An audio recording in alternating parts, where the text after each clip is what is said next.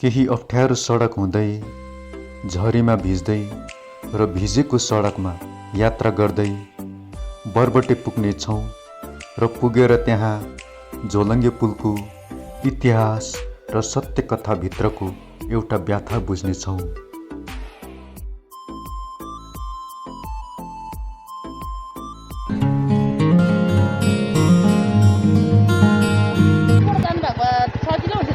होइन, अप्ठ्यारो सडकमाथि फेरि यो नालीको पानी सबै पानी जमेको रहेछ, पोखरी भर्छ पानीको। नभोटोस् भनेर पनि यसलाई बन्द गरिदिएको रहेछ। पानी चाहिँ यो पुलबाट खसेको हो कि या पारीबाट खसेको हो कि एउटा अरूबाट खसेको हो कि एउटा अचानक घटेको घटना हो कि हजुर हुन्छ।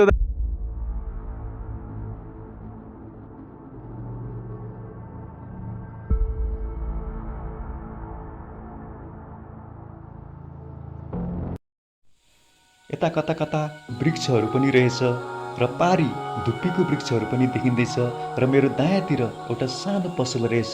पसलमा केही पर्यटकहरू र केही गाडी पनि देखिँदैछ र मेरो गाउँबाट करिब 38 किलोमिटर जति यात्रा तय गरेपछि म यो हरियो र सुन्दर रङ्गली चियाबारीमा आइपुगेँ र यहाँदेखि दार्जिलिङ सहरको दूरी 25 किलोमिटर, कालिम्पोङको 51 किलोमिटर अनि सिलगढीको 58 किलोमिटर जति पर्छ र यो रङ्गली चियाबारी दार्जिलिङको धेरै पुरानो र प्रसिद्ध चियाबारीको सूचीमा पर्न जान्छ। अनि रङ्गलीएटको एउटा अङ्ग्रेजी अर्थ छ दिस फार नो फर्दर, हिन्दीमा भनिन्छ इतना दूर और आगे नहीं। म दीप राई हजुरहरूलाई फेरि पनि स्वागत गर्दछु मेरो युट्युब च्यानलमा र आजको भिडियो निकै रोचक र इन्ट्रेस्टिङ हुन जान्छ, यसैले यो भिडियो अन्त्यसम्म हेरिदिने हजुरहरूलाई म आग्रह गर्दछु। बरबटे ह्याङ्गिङ ब्रिज जाने यहाँ दुईवटा मार्गहरू छन्। मेरो बायाँतिर केही ढिलो पुग्छ तर सडक भने सहज छ र मेरो दायाँतिर ओह्रालो अप्ठ्यारो अफरोड छ तर सर्टकट हो र म ओह्रालो झर्दैछु किनभने आज मौसमले पनि साथ नदिए जस्तो छ, अलिअलि झरी पनि पर्दैछ, यसैले सर्टकट भएर छिटो पुग्ने प्रयास गर्दै म ओह्रालो झर्दैछु। मेरो दुवैतिर हरियो चियाबारी छ अनि बिचमा यो कच्चा रोड, धेरै पुरानो रोड, धेरै पुरानो सडक हो।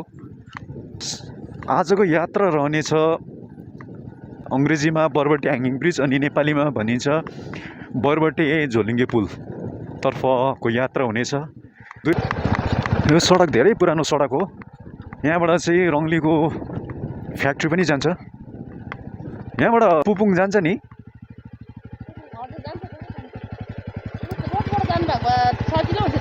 होइन, यताबाट गएको यो बरबटे छ नि, बरबटे ब्रिज। हुन्छ हुन्छ हुन्छ, थ्याङ्क यू दिदी। यहाँ चाहिँ रोड एकदमै अब अफ रोड रहेछ, कच्चा रोड।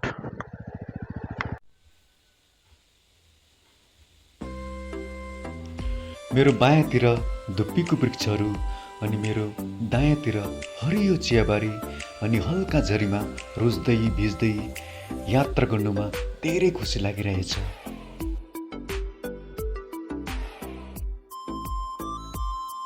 आउँदा आउँदै बाटोमा हल्का पानी पर्यो अनि पानीले गर्दा चाहिँ यहाँको कच्चा सडक हल्का भिजिरहेको छ र ठाउँ ठाउँमा अलिकति खाल्डाखुल्टीतिर पानी पनि जमिरहेको छ र पनि म जाने आँट गर्दैछु बरबटे पुलतिर। यहाँनिर झन् धेरै पानी जमेको रहेछ, पोखरी भर्छ पानीको।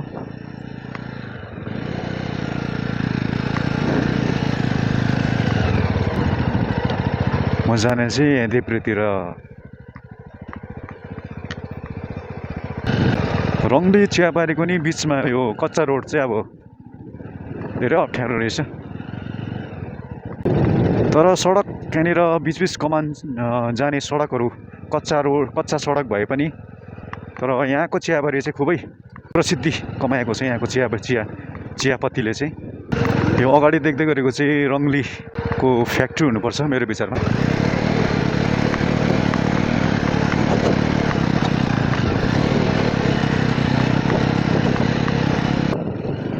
म पनि अब पुपुङ चाहिँ धेरै अगाडि गएको अनि मैले पुपुङ जाने बाटो चाहिँ बिर्सेछु र सोधखोज गर्दै जाँदैछु र यहाँनिर कालो माटो रहेछ सडकमा।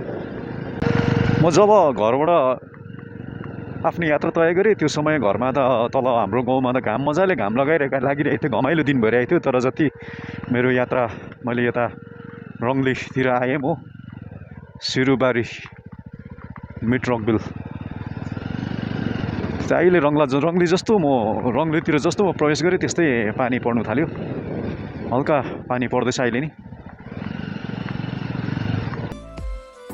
रङ्गलीदेखि पुपुङ जाने यो ओह्रालो सडक साह्रै अप्ठ्यारो रहेछ। त्यही माथि झरी पर्दैछ। झरीले भिजेको सडकमा चिप्लेला कि भन्ने डर छ। उचाइदेखि जति म तल झर्दैछु त्यति म झरीले भिज्दैछु। झरी थामेला जस्तो छैन। झरीले भिजेको शरीरमा जाडो भएको महसुस हुँदैछ। तर पनि म मेरो गन्तव्यतिर अघि बढ्दैछु।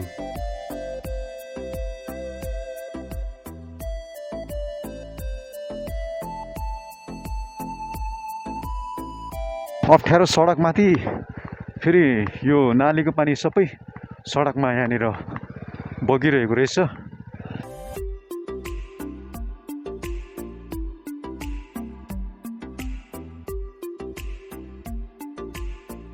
सायद त्यहाँबाट चाहिँ बाटो अलिक राम्रो कार्पेटिङ भएको जस्तो लाग्यो मलाई। सायद यो ठाउँको नाम चाहिँ सिरुबारी होला।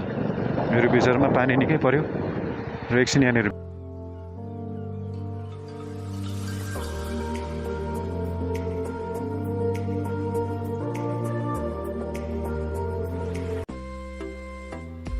झरी धेरै परेकोले 10-15 मिनट जति विश्राम लिएपछि केही झरी थामिएपछि फेरि मेरो यात्रा सुरु गरेँ र म धेरै तल झरिसकेँ। यस्तो लाग्दैछ कि रङ्गली चियाबारीको गाउँ प्राय छोडिसकेँ र अब म पुपुङ चियाबारीको गाउँभित्र प्रवेश गरिसकेँ। यो तल चाहिँ यो पुपुङ चियाबारी हो। यो चाहिँ पुपुङ चियाबारी हो। पुपुङ है। यो माथिको चाहिँ रङ्गली। हजुर। यहाँदेखि माथि चाहिँ रङ्गली, यता ओह्रालो सबै पुपुङ, यता सबै पुपुङ पऱ्यो है।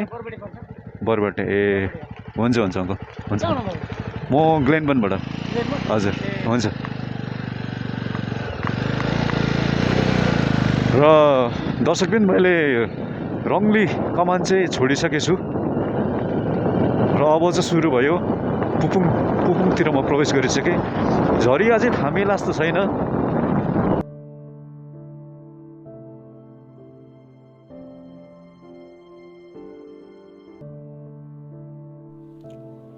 यस्तो झरीमा पनि रुच्दै भिज्दै हाम्रो यहाँ आमाले दाउराको भारी घरतिर बोकेर लाँदै गरेको देख्दा साँच्चै मन खिन्न भएर आयो मेरो।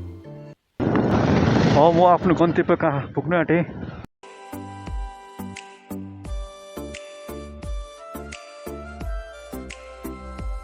ल त दर्शकबिन, म आइपुगेँ यहाँ न्यू बरबोटे ब्रिजमा र यसको इस्टाब्लिस चाहिँ 2019 मा भएको हो।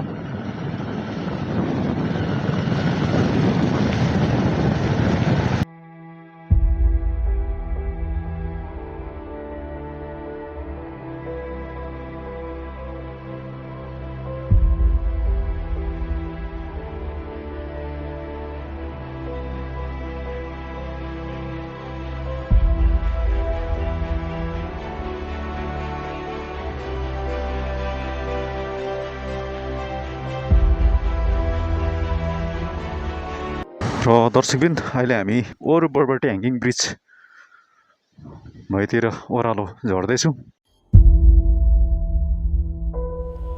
आजभन्दा करिब 106 वर्ष पहिला 1916 मा अङ्ग्रेजहरूद्वारा घना जङ्गलको यो सुनसान परिवेशमा बरबटे खोलामा झोलङ्गी पुलको निर्माण गरियो।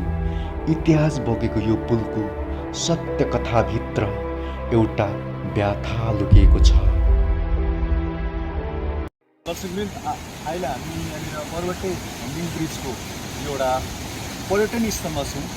बरबटे झोलङ्गी पुल चाहिँ 1916 मा ब्रिटिसको समयमा चाहिँ यसको स्थापना भएको हो र यो जुन चाहिँ बरबटे ह्याङ्गिङ ब्रिज चाहिँ यसको चाहिँ इतिहास बोकेको ब्रिज हो यो। र कुनै समय यो ब्रिजले धेरै प्रसिद्धि कमाएको थियो दार्जिलिङमा र दार्जिलिङको चाहिँ 12औँ छुपेको रत्नहरूमा चाहिँ यो बरबटे पुपुङको यो बरबटे ह्याङ्गिङ ब्रिजको नाम आउँछ। र त्यो समय धेरै यहाँनिर पर्यटकहरू आउजाउ हुन्थ्यो, यातायात हुन्थ्यो, पर्यटकहरू यहाँनिर भिड हुन्थ्यो। धेरै पर्यटकहरूले चाहिँ रुचाएको एउटा पर्यटन स्थल हो। मार्कोस दाजुसँग धेरै समयसम्म बातचित गरेपछि झोलङ्गे पुलको विषयमा धेरै कुरो थाहा लाग्यो र विशेष गरी यो पुल ब्रिटिसहरूद्वारा निर्माण गर्नुको मुख्य उद्देश्य थियो जिम्लाङ र पुपुङको चियापत्ती नाम्रिङ लानुको लागि, साथै यातायातको सुविधाको लागि यस झोलङ्गे पुलको 1916मा निर्माण गरेको थियो र 2013देखि चारपाङ्ग्रे वाहनको सुविधा बन्द गरिदियो र बिस्तारै बिस्तारै दुईपाङ्ग्रे मोटरसाइकलको सुविधा नि बन्द गरिदियो र 2019मा जिटिएद्वारा न्यू बरबटे स्टिल ब्रिजको निर्माण भएपछि ओल्ड बरबटे ह्याङ्गिङ ब्रिजमा यातायातको सुविधा बन्द गरिदियो, किनभने यो पुलमा लगाएको काठहरू प्राय सबै मक्किसकेको थियो। यसैले कुनै अप्रिय दुर्घटना नघटोस् भनेर पर्यटन विभागले यस पुलमा यातायातको सुविधा 2019देखि पूर्ण रूपले बन्द गरिदियो। र दाजु एउटा कुरो चाहिँ मैले के सुनेको थियो भन्दा चाहिँ यहाँनिर चाहिँ एउटा अप्रिय घटना घटेको थियो। एउटा नानी चाहिँ यो पुलबाट खसेको कि या पारीबाट खसेको कि त्यो एउटा अचानक घटेको घटना हो कि त्यो चाहिँ अब कहिले हो, मलाई त्यसको ठिक एउटा वर्ष चाहिँ थाहा भएन है। र 97 वर्षको आयुसम्म चाहिँ यहाँनिर कुनै मान्छेले सुसाइड गरेको चाहिँ इतिहासै छैन है। र जुन चाहिँ एउटा त्यो घटनाक्रम घट्यो, त्यो अभाग्यवश त्यो नहुने कुरो घटना घटेको चाहिँ आफ्नो बाजेले आफ्नो नातिलाई स्कुलबाट घर फर्काएर लाँदै गर्छ है। र माथि ब्याक कटिङ गरेको नयाँ बाटो खनन कार्यले गर्दा बाटो माथि जुन चाहिँ एउटा माटो कटिङ गरेको त्यो बाटो यता माथिबाट तल्लोपट्टि तल्लोपट्टि त्यो माटोले चाहिँ तपाईँको त्यो माटो चाहिँ पुरा एउटा स्लोप भएर बसेको, नानी चाहिँ त्यहाँबाट चिप्ली पठाएको त्यो सुसाइड केस होइन, एउटा अप्रिय घटना हो। र त्यो घटना चाहिँ कुन चाहिँ सालमा भएको थियो घटना घटेको? तपाईँको त्यो 2013 सालमा। यो झोलङ्गे पुल देख्नुमा जतिको सुन्दर देखिन्छ नि, यसको पछाडि एउटा व्याथा लुकेको रहेछ। 2013 सालमा एउटा नानी उसको बाजेसँग स्कुलबाट फर्किँदै गर्दा हिँडेको जमिन धस्किएर अभाग्यवश अचानक उसको दुःखदपूर्ण मृत्युले साँच्चै दुःख लागेर आयो। झन् उसको परिवारलाई कस्तो भयो होला अनि हजुरहरूलाई नि दुःख लागेर आयो होला नि। भनिन्छ नि, जन्मेपछि मृत्यु निश्चित छ, एक न एक दिन सबलाई मर्नु छ र व्याथा लुकेको कथा भए तापनि यस पुलले आफ्नो सुन्दरता अझै गुमाएको छैन। बरबटे झोलङ्गे पुल छ, यो एउटा इतिहास पुगेको झोलङ्गे पुल हो है। र अब यो धेरै पुरानो पनि भयो, 106 वर्ष भयो यो स्थापना भएको है। र यसको काठहरू पनि प्रायः सबै मक्किसकेको छ र यसमा अब यातायात त हुने कुरा आएन। तर अब यो एउटा दार्जिलिङको है एउटा 12औँ रत्नहरूमा, यो 12औँ रत्नहरूको सूचीमा आउँछ यो बरबटे ह्याङ्गिङ ब्रिज। र यसको चाहिँ नवनिर्माण हुने हो कि नहुने हो कि यो विषयमा चाहिँ तपाईँलाई के जानकारी छैन त? विशेष यस विषयमा अब भन्नुपर्दा चाहिँ अब पुपुङ मङ्पुदेखिको लिएर तकदासम्म समग्रवासीलाई एउटा यातायातको निम्ति चाहिँ जिटिएद्वारा यो स्टिल ब्रिज निर्माण भइसकेको छ है। हजुर। र पर्यटन यसलाई अलिक बढावा दिनुको लागि भने चाहिँ यो पुलको एउटा मेन्टेनेन्स हुनुपर्ने हो। र अहिले फेरि भर्खरै मात्र जिटिए एउटा पूर्ण रूपमा सञ्चालनमा आइसकेको छ र यसले गर्दा यहाँको क्षेत्रीय सभासद महोदय भेन्डुप पाखरिन लगायत पर्यटन विभागका भारप्राप्त सभासद नोर्देन शेर्पाज्यूले यस क्षेत्रको एकचोटि भ्रमण गरेर यसलाई एउटा पुनर्निर्माण गरिदिए यस क्षेत्रको आर्थिक विकास हुने थियो, साथै यहाँनिर एउटा रोजगारको प्रावधानहरू खोलिने थियो भन्ने म यहाँहरूलाई यो च्यानलको माध्यमद्वारा अनुरोध गर्न चाहन्छु। दर्शकबिनलाई जुन चाहिँ यो बरबटे ह्याङ्गिङ ब्रिजको एउटा छोटकरीमा एउटा यसको कथा भनेको इतिहास भनेको दाजुले हामीलाई त्यसको जानकारी गराउनुभयो है। र हाम्रो यहाँ पुपुङवासी हाम्रो आदरणीय दाजु मार्कोस दाजुलाई धेरै धेरै धन्यवाद। हरियो वन जङ्गल छ यहाँ, मन्दिर बनिँदैछ यहाँ, झरझर गर्दै झरना झर्दैछ, कलकल गर्दै खोला बग्दैछ यहाँ।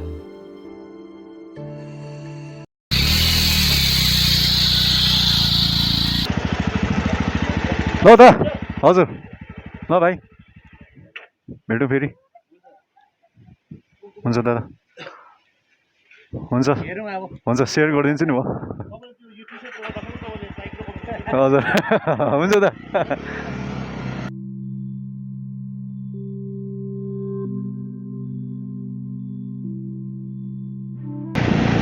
ल त दर्शकबिन्द, आजको यो जुन चाहिँ बरबटे ह्याङ्गिङ ब्रिजको जुन चाहिँ स्टोरी र हिस्टोरी सुन्नुभयो तपाईँहरूले है, र तपाईँहरूलाई के कस्तो लाग्यो, सायद मन पर्यो भने like, comment, share and subscribe गर्नु चाहिँ नभुल्नु होला। साथै आजको मेरो यो बरबटे ह्याङ्गिङ ब्रिजको भ्लग एन्ड गर्ने समय पनि भयो र एन्ड गर्दैछु।